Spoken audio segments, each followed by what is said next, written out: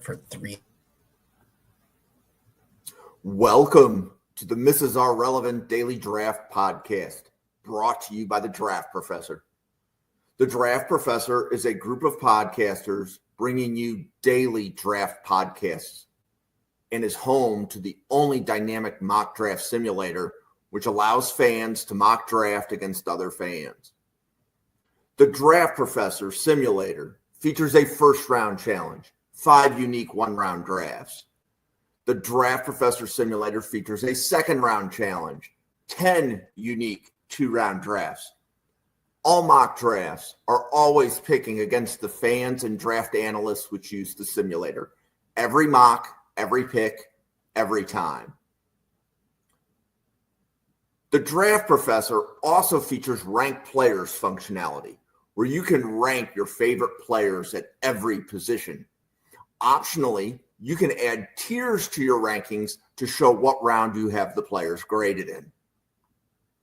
The Draft Professor also features Draft a Team functionality, which allows users to snake draft a team of 22 players to demonstrate your my guys, compare player strengths, and discuss draft prospects in a way no other mock draft simulator can.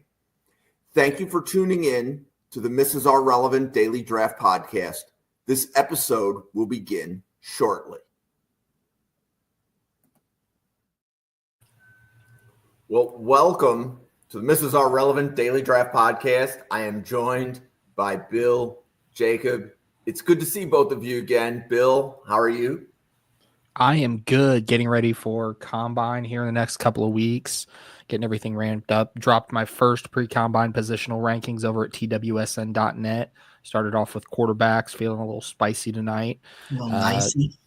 A little nicey too. But Jacob, the man with the mustache, how are you feeling tonight, bud? Dude, I am tired, and it's a pounding snow, and I had some Chinese food, so I'm ready to talk some wide receivers and then go to bed. Right. Cuddle up with a good bit of wide receiver tape, throw on a blanket, and just curl up and talk some pass catchers. That sounds like a good night. Jim, how are you feeling tonight? Yeah. I am feeling pretty good. Second podcast of the night. We are, just as the channel is growing, so it's always good to see that we are reaching new people. We have the same people coming back, visiting the podcast. So I'm just feeling good about the community we have put together at the Draft Professor. Mm-hmm. Very honored that both of you are continuing to podcast with us. And I'm having the time of my life doing this. So this has been way too much fun. And we still have 10 weeks before the draft, so the fun just getting started. Yeah, we're just ramping up. So we're going to be going through the top 15 wide receivers. This podcast got put together because Jacob said he only had a top 10. So we're like, well, okay, let's add 5 to your list. And when we get to wide receiver 10, we'll maybe talk about that a little bit more. But we're going to go through the boards top down. Bill's board is the one on the left with Luther Burden at the top. And Jacob's board is the one on the right with Travis Hunter on the top. So, Jacob, you have Travis Hunter as wide receiver 1. Is that because you like him better at wide receiver? Or, yep. So you want to talk about that for a little bit? Yeah, that's part of it. I have him as corner too. So I went ahead and ranked him on both of for my big board, just because me and Bill even had a conversation recently where he was like, I will want him at corner because I think he can be an all-pro cover corner. And I'm like, yeah, you're right. It's like he can be, he absolutely can be. But when I was watching his wide receiver tape, I did a profile for the OBR on Tuesday. I guess that was yesterday. But and I was cutting up some of his wide receiver tape. I don't think there's a more dynamic, explosive playmaker in the draft at the position, or really in general. Maybe you could say Abdul Carter, but at the position on the offensive side of the football than Travis Hunter. He's a difference maker. I get it. lean frame, not a, it could use a little bit more poundage. Well, sub 200 can be a little bit concerning, but he's got the length, he's got the athleticism. Like, if his offensive line was better, Shedeur had like a slightly bigger arm, like he may have gone for like 1,800 yards. Like we always make these jokes about like, T.O. and Ocho Cinco used to talk about like, I'm always open. Travis Hunter is always open. Like, I'm watching this tape and I'm just like, the thing that I saw him do multiple times that I think really encapsulates who he is as a dynamic playmaker is he's running these shallow crossing routes a lot. And his speed and acceleration have a lot to do with that, right? But he would run these shallow crossers, and as Shedeur would release the ball to him and he caught it, he would slam on the brakes and then run diagonally across the field and multiple times, and boom, 30 yards. And you're just like, he's a first down. He's a big play. It's a, like, what do you always say? Like, when you're talking about like these big moments, he's like third downs, these fourth downs in the Super Bowl and the playoffs and all those things. When I need 7 is who's my guy? When you need 7, Hunter's getting you 14. Like, you can lean on it. And it's just, to me, I think he walks onto the field if he plays wide receiver. And I think he'll play a little bit of both. There's a lot of stuff there, but as a wide receiver, he walks onto the field day one as a difference maker for an offense. And Bill, your wide receiver 1 is Luther Burden. So what do you like about Burden so much that you have him as wide receiver 1? Yeah, so my wide receiver 1 being Luther Burden's predicated on, I think Travis Hunter is a full-time cornerback in the NFL. Like Jake said when he and I were talking, I think Travis Hunter's an all-pro cover corner. And that's a guy you just put as your cornerback number 1 and you leave him there. Now, the financial aspect of it, wide receivers get paid significantly more. Obviously, it's going to be a longer career because he's not, necessarily doing as much tackling. But, I mean, Luther Burden is a guy, he is what I like to call quarterback proof.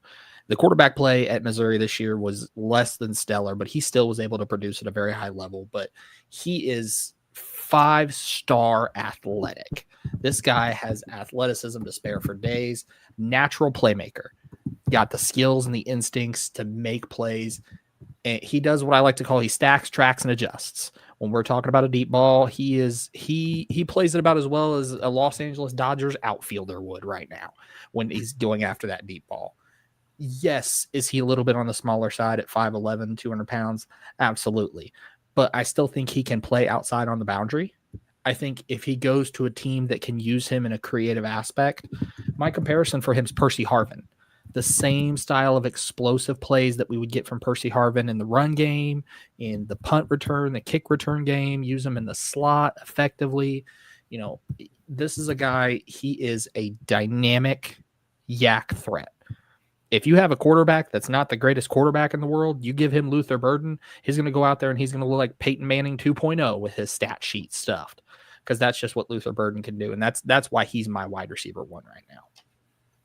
Cool. And you both have Tetairoa McMillan as wide receiver 2. So, Bill, what do you like about T-Mac that you're putting him at number 2? So the big thing for T-Mac that I like, he's got what I like to call a zip code catch radius. If that ball is anywhere in 3 counties around him, he's coming down with it. He can adjust his route to coverage, and he runs the scramble drill really well, which you saw a lot with his quarterback, Fafita, being very loose with the ball, scramble around. He runs it very well. Has good size, good body to dominate airspace in the contested catch world.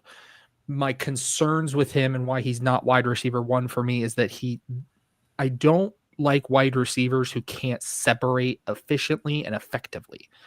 I'm not a fan of living in contested catch 50-50 balls all the time. If I have a quarterback that isn't the most accurate guy in the world and doesn't have the greatest ball placement, giving him a wide receiver who can't separate efficiently and effectively, I'm asking for turnover city if I'm ever going to throw to T-Mac. That's why the biggest reason I'm not a big fan of him. Obviously, his deep ball, there's some inconsistencies with catching the deep ball. Sometimes he takes bad angles to catch it. His tracking could use a little bit better, but overall, I still think he's one of the best wide receivers in this class.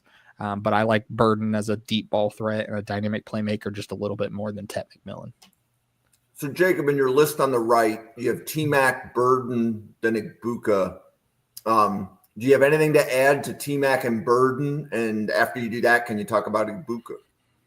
Yeah, Tet McMillan is that size speed guy, right? Like, and there's some other guys like that, but it's just like I gravitate a lot towards the guys that can do a little bit of all of it. Like he doesn't have 4.2 speed, like nothing crazy like that, but like he's got good speed, good long speed. He can get vertical, but he can also win in those size situations. Yeah, there's issues with the separations, but everybody knows I loved Keon Coleman last year, and it's the same thing. I like Tet more than I liked Keon Coleman, but I really like Keon Coleman last year, where it's just like, hey, this guy's got size. Hey, he's got speed and athleticism. I think if you can get Tet maybe a little bit more polished on the route running, you might get a guy that can separate better. Like I think he's got the tools to separate. And that also makes you go like, well, then why isn't he? But, that's the ultimate question, but that's what they're paid the big money for. And we're not yet. Anyway, yeah. And so with Luther Burden, my issue with Luther Burden that knocks him down to 3 is I worry that he's a slot-only receiver in the NFL. And if you think he can play outside like Bill does, then yes, throw him up there.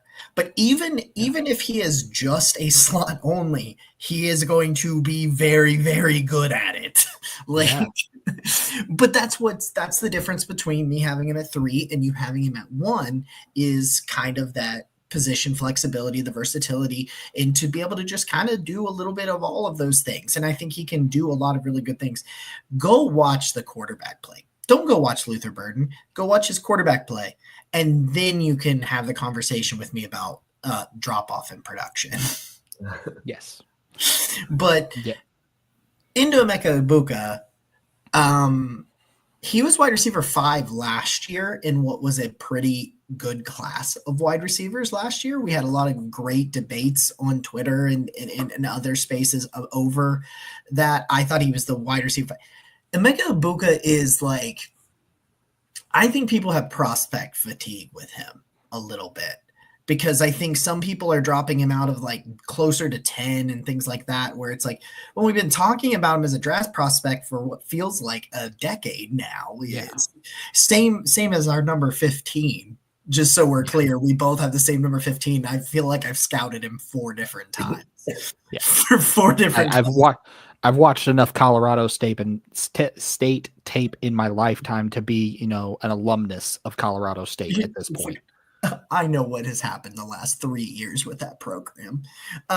But like Egbuka just does, I always talked about him just as that ultimate technician. Like I see not necessarily the same size, but I see a lot of comparisons with like Amari Cooper in the sense where it's like good athlete, going to run in the 4.4s. He's not going to blaze you in the 4.3s, but he probably runs in the 4.4s, maybe 4.5s. Because I would say that Amari might be a little bit quicker, but like the way Egbuka like separates, the way he creates, the way he gives a easy target, like that's when I write up these profiles, like when they create effortless separation, I just love those guys because if you've got a quarterback that is young, that's inexperienced, or it's just not that physically talented, giving them an easy target is the objective of the wide receiver, of the goal of the offense in that situation. And Egbuka is going to do that. And he's rock solid consistent. Like, I don't feel like I watch a game where Egbuka like just plays like absolute dog crap. Like I don't feel like that happens very often. And for that reason, it's like, yeah, like there's better athletes in this class. Number 5, Matthew Golden for me, like, got more speed. But like the consistency and the reliability and things like that of Egbuka, I just value that very high. Cool. And Bill, your 3 and 4 is Io Manor and Restrepo. So what do you like about them that has you put them in your top 4? Yeah, so first off is Io Manor, and Io Manor has been my guy solely in this class since November. I staked the claim back in December that he was going to be a first round selection, and I'm standing by that. This is a guy that has the size and speed profile that you're going to look for from a dominant wide receiver 6'2", 210. He separates well with his route running, very well paced routes. Savvy operator. When that football is in the air, this is a guy, it's smooth operations. It doesn't get panicked, doesn't freak out. Efficient playmaker when he's got the football in his hands. This is a guy who's good run after catch threat. The biggest thing, he run blocks like nobody's business. His run blocking, I'm pretty sure, is a criminal offense in at least 15 states. At least. With how violent he is. He's the type of run blocker that will pick up a defender and put him in the Uber and send him back to the team hotel. That's going to get him on the field. That's going to endear him to NFL teams. We did a mock draft over at TWSN.net. I had him going to the Chargers at 22 because just imagine if you give a Harbaugh brother a wide receiver as big as he is who can physically block people in the run game. Yes, he's not the most athletic guy in the world. He's not the most explosive guy, but he's the reliable guy. He's a Cortland Sutton type of wide receiver. And if you can get a Cortland Sutton type of wide receiver significantly younger, you got to take him. The flip side of that coin, Xavier Restrepo, the big things with Restrepo for me is he's smaller, 5'9", 200. So again, this is probably a slot only guy in the NFL, but he's going to do that very well. He has a great use of leverage to get open quickly, great route tree, can use a multitude of routes to get open. He is a high impact weapon in an NFL offense and on special teams too. This is a guy you could have him back there fielding punt returns, fielding kick returns. He's got wicked change of direction. This is a guy that zigs when other people zags and zags when other people zigs. He does it all. Yes, obviously he's probably going to end up checking out quicker than he does fast. He's not going to run a blazing 40. But this is a guy, Cam Ward. This was Cam Ward's favorite target when he was at Miami, and you saw it. Cam Ward went to him 3rd and 7. When I got to have that first down and the lights are on bright, who am I going to? That ball's going to Restrepo, and he was open.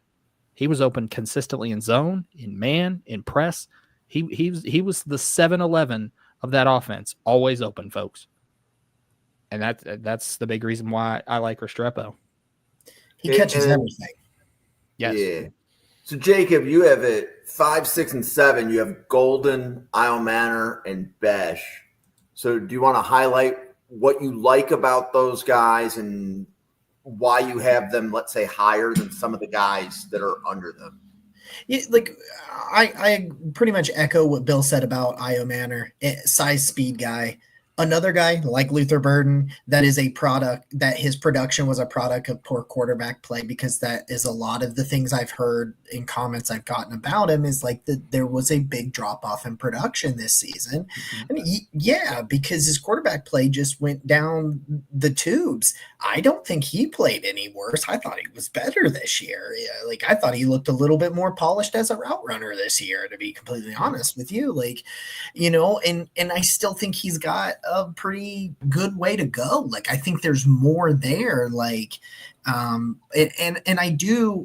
love flashy, explosive weapons. You can tell that when you look in my top 5 and why Matthew Golden's above him.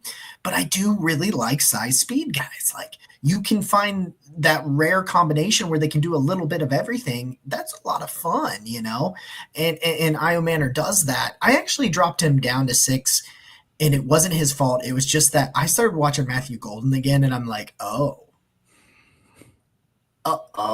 forgot how much fun this guy is. Like, again, talked about it with Travis Hunter. Like, you're looking for a go make me a big play. Find you a Matthew Golden. Like, I understand. Again, same concerns. He's probably 190. They list him, I think, at 198. I think he's probably a little bit below that, probably closer to 192, 5, maybe Mhm. somewhere in that range, somewhere around that. So there's a little bit of concern there, but for a wide receiver, I'm not that super concerned about that sort of situation. He can put on 5 pounds if he really needs 5 pounds there, because you can't catch him. Like, Yeah. you want to put it's like with Travis Hunter. You want to land a knockout blow. You better figure out how to catch him, and it's just like making a quarterback's job easy is finding guys that can take a hit, a quick slant 80 yards to the house. Matthew Golden can do that sort of thing. Like that's the stuff that he can do. We both like Jack Bech. He's what do we keep saying, man? Like, you guys know this. I know you guys have heard it ad nauseum from other podcasters. I mean, where's our next Puka Nacua? Where's the next Puka Nacua? That's what I see when I watch Jack Bech. And I'm really bad at pro comps. Like, I'll be very honest with guys. Like, I'm just not, my brain I'm kind of stupid. And so there's a disconnect in my brain. And so sometimes I can't put it together. But like when you watched Puka Nacua, I did the same stuff when I was watching Jack Bech. There's nothing about his physical game necessarily that is going to be that is different. Like, he's not a 4-2 guy. He's not the biggest guy. Like, he's big, he's physical, he's strong, but is he a special level of those things? Not really, but he has probably one of the best motors, one of the best work ethics. That dude wants it. And sometimes that shit matters. Sometimes that stuff matters. And with Bech, I think that matters. Like, you go and you watch, like, he doesn't have the craziest change of direction body control that you ever see. And then you watch him go do what he did in the Senior Bowl in the game to climb up the ladder and go back through a guy to catch that Jackson Dart underthrow that should have been a touchdown, Jackson. But you do that sort of thing. And you see some of those situations where you're like, he can make exceptional plays. But just like was what I just said with Xavier Restrepo, Jack Bech catches everything. And you will never, ever have enough of those guys. Yeah. So I definitely want to give Bill and Randall a shout out on Jack Bech. So if you weren't watching the channel in October, when we did wide receiver scouting reports, and this was like, I think it was the second episode that we did. So it may have been the first week of November. Yeah. But Randall watched Jack Bech, and that was the first time Randall had eyes on him, and Randall said top 64. Like, right on his first watch. And the reason why I want to point that out is that there are other podcasts that said that they didn't watch Jack Bech or Savion Williams until they were accepted their Senior Bowl invites. Right? So, like, Draft Professors, we were all over Jack Bech months before the national media. And Bill, I see that you have, let's see, so your 5, 6, and 7 are Ty Felton, Emeka Egbuka, and Jack Bech. So where is your first round grade cutoff? And then can you talk about Felton, Egbuka, and Bech? Yeah, so my first round grade cuts off after 3 after Io Manor. So Restrepo starts that second round, but it's kind of like that 30 to 40 range where I could see them sliding into round 1. But that's where that cuts off is Xavier, Felton, Egbuka, Bech. So first thing, just to echo everything that Jake talked about with Jack Bech, Jake may not be the comp guy, the pro comp, but around here at the Draft Professor, they call me the comp king. I have over 400 graded players in comps. I said this comp back when we first watched him back in October, November about Jack Bech. And I'm going to say it here again from a play style perspective, folks. He's Anquan Boldin. If you remember Anquan Boldin in Arizona, how he was that chain mover, physical guy, wasn't going to blow the doors off. But when Kurt Warner needed a play made, he did it. When he went to Baltimore and they needed a play, he did it. That's where I've got Jack Bech, and Jacob hit the nail on the head. Everything there with Jack Bech. Flipping back to Ty Felton, so Ty Felton is a guy that isn't getting a lot of respect right now because of his quarterback production at Maryland. It's the same conversation we had with Isle Manor. It's the same one we've had with Burden. But this is a guy, he's a twitchy, creative playmaker. This guy has good route running skills, great hands, top end speed. Obviously, there's a little bit of issue with physicality at the top end of his routes, but this is a guy that can easily go out there and make plays every single Sunday, and you watched him do it at Maryland on a consistent basis. He reminds me a lot of a former Maryland Terrapin who is now with the Texans, but spent time with the Bills and spent time with the Vikings. This is Stephon Diggs 2.0. And that's the reason he's so high on my board, because he does a lot of the same things that Stephon does, but on a more explosive level. And Emeka Egbuka, Jacob hit the nail on the head. Very technical, very savvy. The reason he's lower for me, and he's not too much lower, he's 6th to Jacob's 4th, but I see him as a perpetual Robin to someone's Batman in the NFL. He is a wide receiver 2 that never will be the wide receiver 1. He did it consistently at Ohio State, being the backup guy to Marv and then to Jeremiah Smith, which, yes, that's Marv and that's Jeremiah Smith. But my comp for him, it's Jerry Jeudy. The same things that were said about Jerry Jeudy, that very technical, spacious route runner type of guy. Can he be a wide receiver 1? Absolutely. But you're kind of going to always be searching for a better option. And I think that's what you're going to get with Egbuka. Yeah, he could step into a wide receiver 1 role, but you're going to be, as a team, thinking there's got to be somebody a little bit better, a little more explosive, a little more speedier, a little more violent at the catch point. So I'm with you. I think people are starting to slide on him a little bit, and that's probably just prospect fatigue because we watched him for so many years on end. But I think Egbuka is one of those guys that has a little bit of a variance right now. I've seen some folks have him in the mid-first round, and I've seen some folks like us have him in the top 50. But I think we're going to start to see that gap close post-combine. Yeah. And then, Bill, your next 3 are Pat Bryant, Ja'Cory Brooks, and Theo Wease to round out your top 10. So can you explain why you like those guys, and specifically why you like them more than the players that are ranked under them? Yeah, so I'll start with Pat Bryant, and this is a guy that I've been high on since me and Randall watched him on an episode as well. I think he's a very underrated wide receiver right now. He's a very underrated prospect. In fact, I wrote about him over at twsn.net about being an underrated prospect. He is, without a doubt, hands down, the best vertical receiver of any prospect in this class. He has good ball skills and body control to be able to win every single contested catch and high point and climb that ladder. A good feel for the game, really good IQ to know where he needs to go and sit in zone coverage. But this is a guy, I call him the GOAT, and I don't mean GOAT as in greatest of all time. I call him GOAT as in an actual GOAT because he eats grass with his long strides, and he just takes off down the field. Reminds me a lot of Colts receiver Michael Pittman Jr. The same thing that Pittman Jr. does for Anthony Richardson, you're going to get from Pat Bryant. And right now I have him right in that top 70-ish range. He definitely is going to open up a lot of eyes at the combine.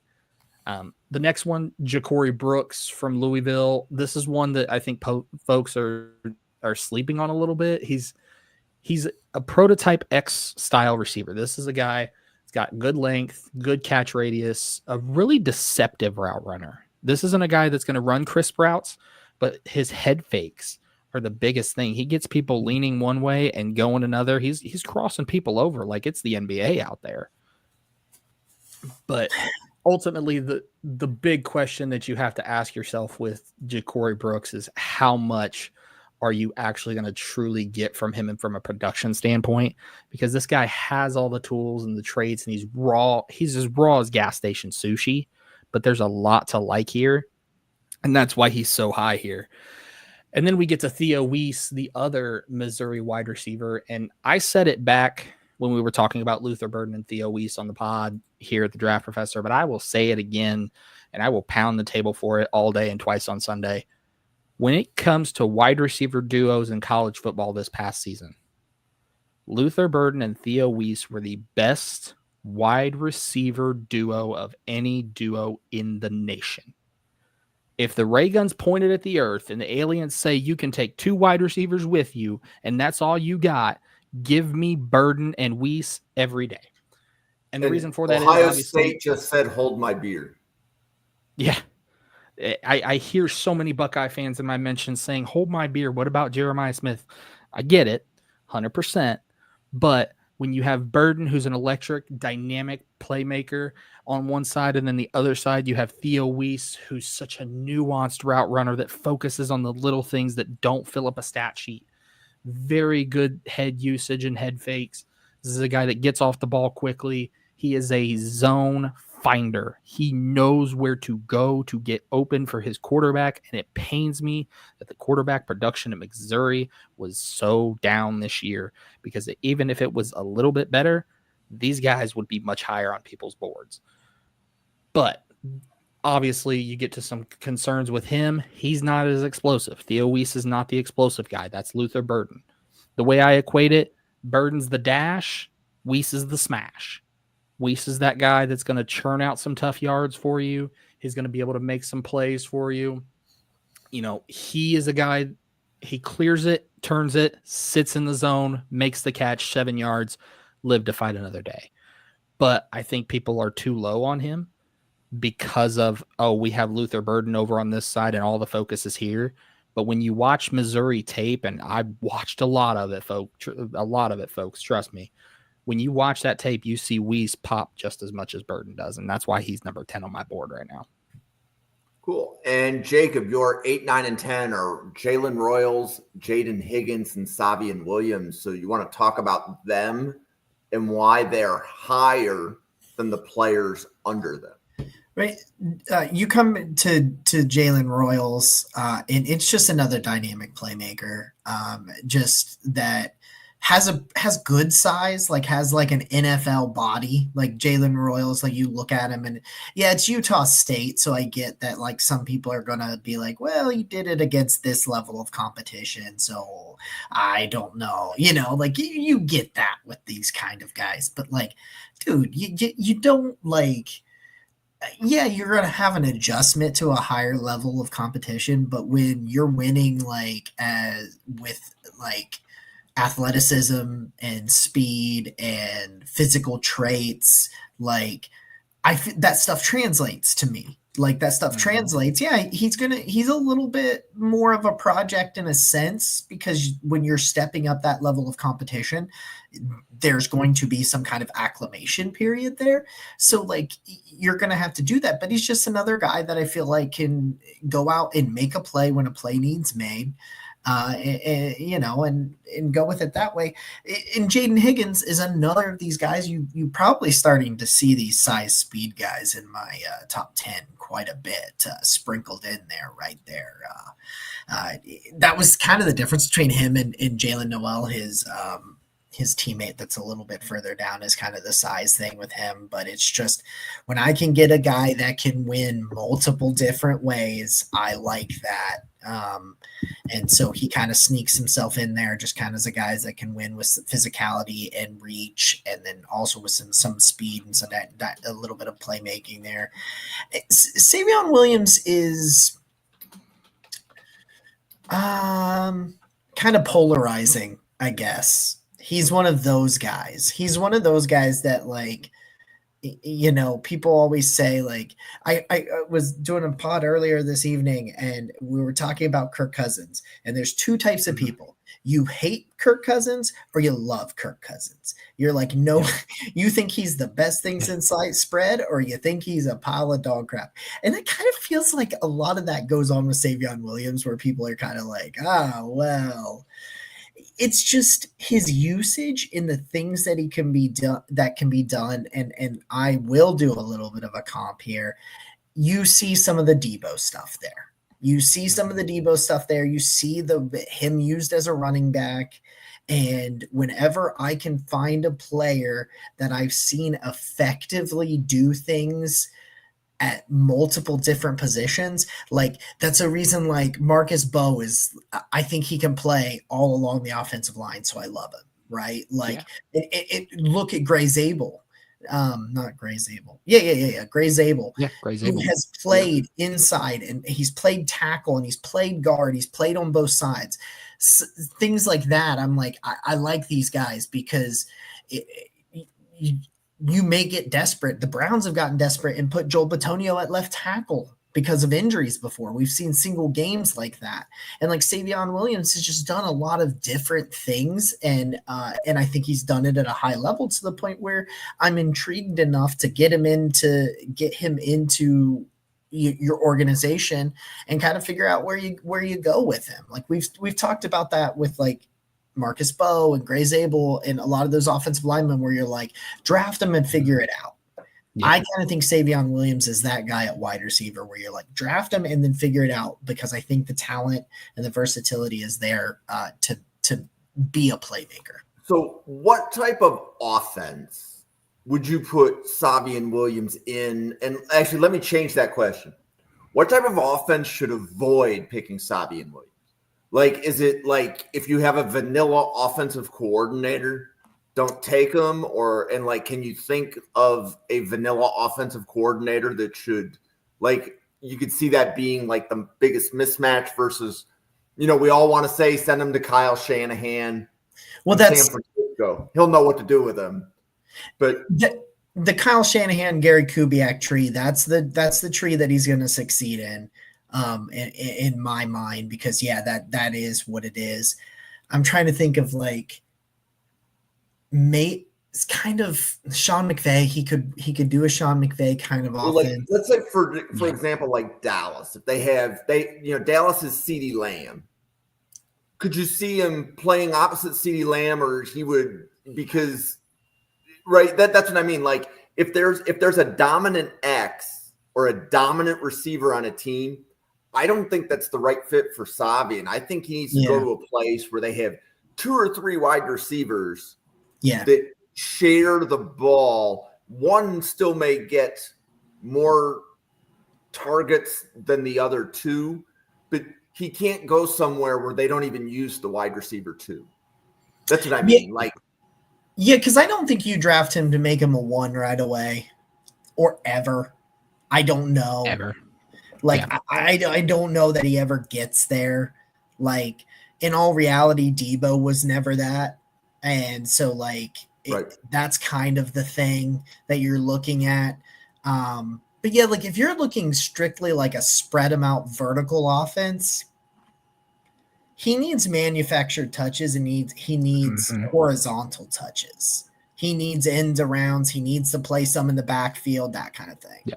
See, and that's where I was going with, if there's an offense that's built around like a CeeDee Lamb, you can't do the manufactured touches because those are going to go against how you would game plan Williams into the game. So I really think fit is important with nearly every player. Yep. I think with Savion Williams, it's even maybe a notch above that category or that let's say description. But Bill, you want to get something in here? I was going to say, so a couple of things on Savion Williams. So I was low on him to start the year. I had him as a UDFA because he was just as raw as gas station sushi. There's no chopping that up. But he's improved, and I will admit that by my own admission, he's improved. He's sitting as a day 3 grade on my board right now. And I know Jacob had the Debo Samuel comp, but I'll throw my comp out there for him. Cordero Patterson. And what Cordero Patterson did for Atlanta out of the backfield, as a slot, as a kick returner, that's what Savion Williams is going to have to be for a team. The Dallas fit we talked about, but there's a couple more that I'm just not. I would steer clear of if I'm Savion fan. Arizona, because obviously same thing. You got Marv as your number 1 guy. It's going to be hard to manufacture touches with Marv and Trey Benson. Another one would be Las Vegas as well. Pete Carroll typically doesn't do those manufactured touches type of plays, as well as you've got Brock Bowers. Yes, there's a need for wide receiver. I get it, but he's not going to be that wide receiver 1 for you. The sneaky fit, and I hate to say this, Kansas City. Yeah, because especially if Travis Kelce retires. Yes. because he takes that sort of role that Kelsey had, where Kelsey's like, one thing with him in Pat Mahomes that you've seen is like he's the ultimate zone beater, like because Travis Kelsey, he knows how to play zone coverage better than the people playing zone coverage, so Absolutely. he's able to beat it. So yeah, no, I like that. Yeah, that'd work a lot. Yeah. Yeah, I hate doing it because I hate giving Kansas City talent. But I think if you have Worthy as a speedster, you can have a dominant alpha or even just a wide receiver that you like, but it's got to be a significantly different stylistic version than what Savion's going to bring you. So if you got like a burner like Xavier Worthy, then Savion could be your zone beater. But if you've got like a CD Lamb or a Marv that does that for you already, Savion's not gonna move the needle for you. Yep. So let's pause for a quick commercial. So Jacob, you want to introduce yourself and let everybody know how they can find your other content? Yeah, I'm over at Brochism13 on Twitter. I don't do a lot of stuff on the social media anymore because I find it depressing. But like, I put content out there, and we do that stuff. Written works over at theobr.com. It's Browns centric. It's a Browns website. So a lot of that stuff is with a little bit of like, a lot of the player profiles I do are guys they could target at number 2. So like, you're going to see a little bit more of that stuff, but it's I do film breakdowns of a prospect every Tuesday with film. Just did Travis Hunter, and I do a mock every Monday, and go some things like that. But you can find me out over there over on YouTube. It's at youtube.com/the Orange and Brown Report. I do a mock draft show, a Browns mock draft show every Monday night. So you can find that stuff over there. And like, you can send me messages and they can be nice or they can be not nice. And like, we'll just go from it. So Bill, how about you? Yes, you can find a lot of my content over on X at Sparks Scouting. Also a writer and analyst for the Right Way Sports Network. That's TWSN.net. Do a lot of NFL and NFL draft content. In fact, my pre-combine positional rankings for quarterbacks just dropped tonight. So after our episode, go check that out. Also do some introspective pieces as well. Did one today about the Shedeur Sanders taking a top 30 visit with Cleveland News. And then I do all sorts of other collaborations with content creators. Jacob talked about the OBR mock draft Mondays. I'll be joining him next week for that as well. So we'll be able to chop it up over there. But yeah, and of course I spend lovely time over here with Jim here at the Draft Professors. In addition to that, folks, make sure that you're following our lovely host this evening, Jim, at NFL Draft Fanatic, no I in Fanatic. Also, make sure you like this video. Make sure you share this video with all your friends, your family, even those that don't have internet connection. Pull it up on your TV and invite them over with a bowl of popcorn. Make sure you subscribe to the YouTube channel. Make sure you turn on that notification bell so you get notified. We've got daily draft content. We're doubling down as we start to round the corner into the NFL Combine. But make sure you come check us out and watch us all chop it up and talk NFL draft every night. In addition to that, we've got 32 GM and mock drafts rolling around the corner. If you haven't watched those before, I encourage you, after our episode's done, folks, don't tune out yet. After we're done here, go check those out and make sure you get registered for the next one coming near you, where you get to play as the NFL GM and you can do it better than they can. But Jim, what do you got for us? Yeah, so want to give a couple shout outs. So first of all, when Jacob said he wanted to get off social media because it's too depressing, that was one of the reasons I created the podcast channel. I said, let's take whatever conversations we have on Twitter and then let's just podcast on them. And then we find great people. So Ryan Sparks in the chat has podcasted with us before and is showing up to the podcast. That's what we're trying to do. And Ryan we're talking about him hosting a 32 GM mock. So I know that he is checking child sports schedules before he commits back. But Ryan, if you are still listening, definitely looking forward to that. And Brandon, you're here every podcast. Absolutely love you, man. Thank you.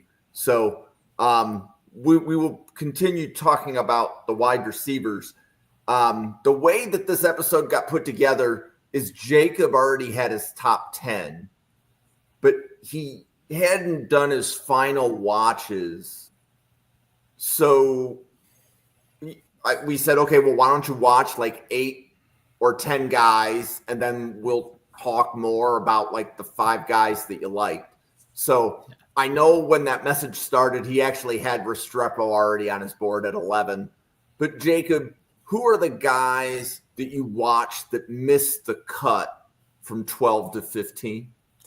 Isaiah Bond was the first one, which kind of, I don't know if the word broke my heart was right, but I think I know I had him in the top 10 in my first rankings back in January sometime. I may have had him in the top 5. Did I have him in the top 5?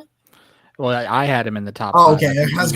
I think you were in between 5 and 10. I remember looking at your rankings because we had a little bit of a chat about where you had him versus where I had him. But yeah, we both had him top 8.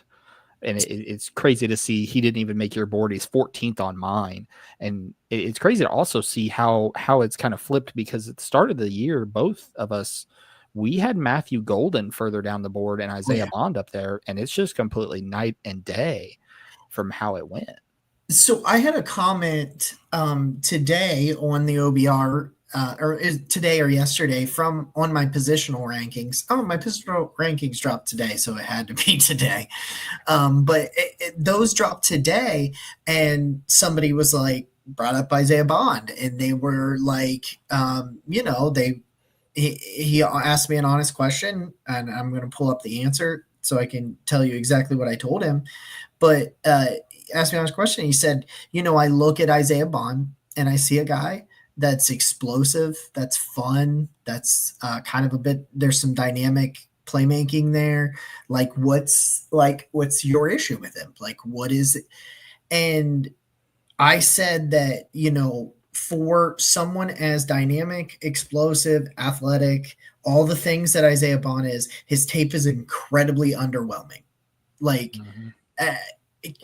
you watch early this year, because I know going into the year, people had him preseason top 5 because they were top, and I think I probably did too. I didn't have an official ranking yet at that point because I wasn't doing this full time. My things were split, but he was up there, and I know PFF had him like preseason wide receiver too, and some things like that. Because you go and watch at Alabama last year, and before he transfers to Texas, and this guy has special speed, and then he goes to Texas to play in Sarkisian's offense with Quinn Ewers. And I know Quinn had kind of a down year this year too, but like, Quinn Ewers had just set the world ablaze with Xavier Worthy the year before, with the fastest guy we've seen in the combine ever. And so you put all that together and you have the recipe for what should have been a breakout season. And it just never happened. He's kind of, he's smaller. So you're always going to take those knocks when you're a little bit smaller. He has the speed to compensate for that. But like, the catch radius is not quite there. The route running's not quite there. The production just never got there. It was like all of this stuff was there, and you see it. Like, go watch early. Go watch was it the Michigan game? It was one of the first like 3 games. He had a heck of a game. Like a heck of a couple of stretch right there. And you're like, yep, there it is. There it is. And they disappeared. And then Matthew Golden, who going into the year, I did not know. Like, I did not go into the 2024 college football season having any idea that I was going to talk about Matthew Golden or who he was. He's 5 for me now. And so his teammates outshined Isaiah Bond easily this year. And he topped my board. I want to add one more thing, because on Isaiah Bond. So one of my favorite podcasts that we've done all year, we've actually done 2 of my favorite podcasts for this week, but the one on Monday with Josh and Randall, we were talking about players who have more traits than tape, as well as players that are going to blow up the combine. And Isaiah Bond was one of the first guys that we talked about for the exact reason that Jacob said. So the reason why I like being able, let's say, to do wide receiver boards before the combine is so that we can measure the Xavier Worthy effect, right? Yeah. Because you shouldn't measure Isaiah Bond's speed twice, right? We know wherever he is on the board, like you can see he's 14 for Bill, he's actually 16 for Jacob. Everybody already knows how fast he is. Yep. So when he runs a fast combine, you don't move him up because he ran a fast combine. The tape already told us how explosive he was. So it's kind of like a level setting activity to do some of these boards right before the combine, because there are some players where, you know, the different draft professors are saying, well, I will move him up if I see this at the combine, but we're not going to move Isaiah Bond up because he runs a fast 40. Yeah, I already know that. Even if he's faster than Worthy. But Exactly. Jacob, anybody else that you watched that didn't make the list? I did not get enough Ty Felton tape in. So he is somebody that I watched. He is somebody that intrigues me, was on my radar. I didn't get enough of his tape in. It's crazy how much like you're like, I got all this time to grind this tape, and then all of a sudden you're like, oh crap, I got to go back to work. And you just, I know the feeling. Yes. and you just don't end up getting it. Like I see what you see, Bill. I see it. Mhm. I just didn't see enough of it because I just literally didn't watch enough of it. Not that he didn't do enough of it. I just didn't see enough of it yet. But he's definitely a guy that I'll update my rankings again after the combine in a couple of weeks. He's a guy that I'm going to watch very, very closely. That's a combine guy that,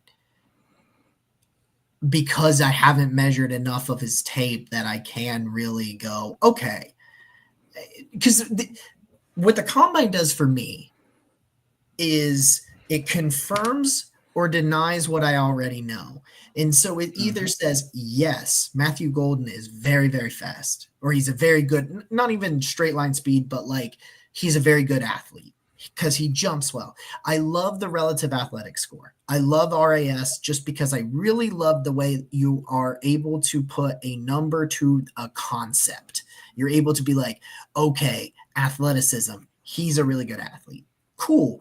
I didn't see that on tape. So I'm going to go back and watch the tape and see if maybe I missed it. Maybe he's a little more explosive than I thought and things like that. Or it makes me go like Ty Felton. He's not on my list, but he goes out there and blows it up. I'm going to be like, oh, well, I need to figure out why the heck he's not on there, that kind of thing. And so it makes me confirm, deny, make me go back to the tape. That's the kind of thing. And he's definitely a guy that I just haven't gotten to enough of it, but I do see some appeal there.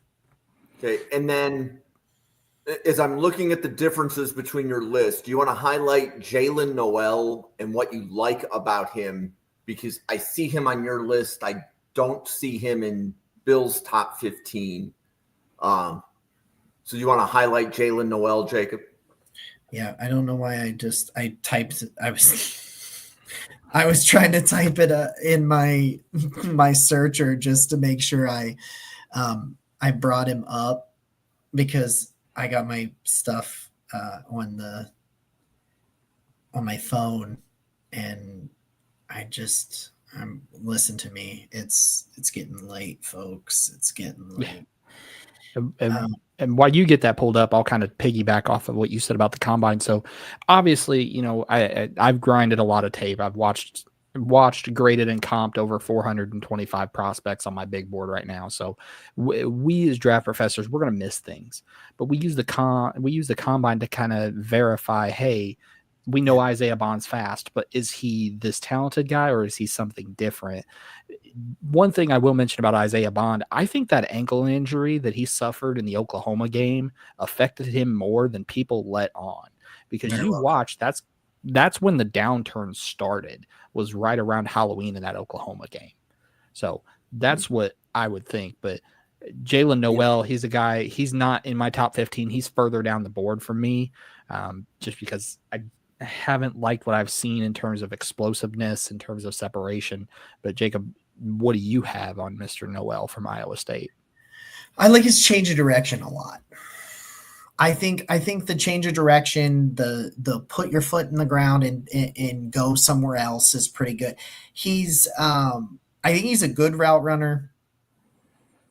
I think he is inconsistent. I think when he is at his best, he can separate very well.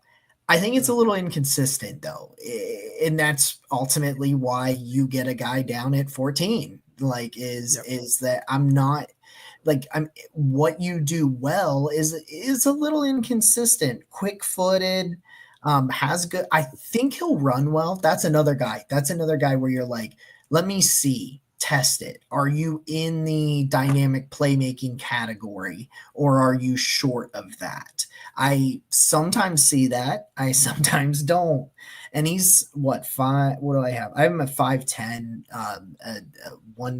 they list him at 195. I'm not sure he's 195. Yeah, I'm not confident that he's 195. I think he's closer to 180, 185 if I'm watching him on tape when I see him.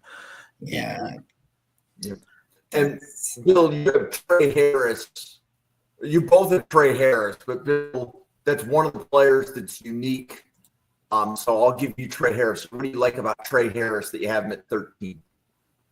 Yeah, so the big thing with Trey Harris is that he's got the size and speed combination for an NFL caliber receiver. You know, he's able to run by coverage with long strides. This is a long stride runner, got very good change speeds. But the big issue that I have for Trey Harris, why he's so low for me, and it's the reason that I'm low on Jackson Dart, that Ole Miss offense does no one any favors. The route tree is not complex at all. It's all go balls and it's all drags. It's meant to get folks open.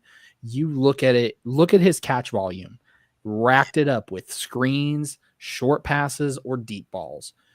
He also had injuries that plagued him over multiple seasons. This is a guy that there's going to be some injury concerns. I want to see how he checks out in terms of his medicals. You know, he is, despite his size, he doesn't do a lot of contested catches. This is a guy, 6'2", 210, you would think lives in contested catch land, but he doesn't. And that's why I'm lower on him. I've seen some people have him in the first round, and I'm just not there. I don't see it. With the route tree being an issue, with the fact that, you know, injury issue, I want to see if he passes a medical check or if he's got to go through a medical recheck, and then a contested catch rate. This is a guy, he's got the size, he's got the speed, he's got the tools in the toolbox, but someone needs to give him the instruction manual on how to build being an NFL receiver. He had moments where people were arguing for him as wide receiver 3 early in the season. Mm-hmm. And that's indicative of the traits. They're there. But just like you said, got to put it all together. And I just haven't seen it yet. Okay. And when we're looking at Torrey Horton at 15 on your board, Bill, is that a third round grade, or is that sliding outside your top 100? That would be an early fourth round grade. My early day 3 grades, so probably around that 100 mark, would start with Isaiah Bond at 14. So 14 and 15 would be early day 3. Okay. And Torrey Horton, there's some injury concerns there too, as well. Yeah, there's injury concerns. The knee injury, it's funny because there hasn't been much announced about it. There's obviously the rumor that's been floating around that he's quitting football to go to medical school. I've not seen that. I've not confirmed that. No one's given me a straight answer, but obviously this is a guy, he has the physical tools. He's produced at Colorado State for several years. He's got the size that you look for, but obviously he's lean. And then that knee injury, whatever it may be, is going to be a question mark, because if I've got a guy who's 185 pounds, but has a history with this knee injury, now I'm concerned. But this is a guy, you could play him out wide. You could play him in the slot. He's versatile. He's got reliable hands to make acrobatic catches.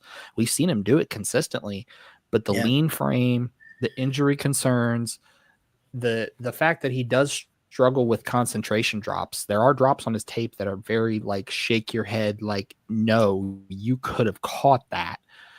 in the fact that he's an older prospect, like Jake and I talked about, it feels like we've evaluated him for almost 6 years now. I feel like at this point, he probably could have put himself through med school with how much we've watched his tape. Those types of things you have to wonder, is this going to be the best version of Torrey Horton? What's his development cycle going to look like as a wide receiver? That's why he's down here in my top 15. But again, another guy, one of the big things that I like to get from the combine is the medical history. And yes, it's not going to tell us everything, but the big thing you want to watch for is after the initial wave of medical reports go through, watch for those ones that get flagged for a recheck.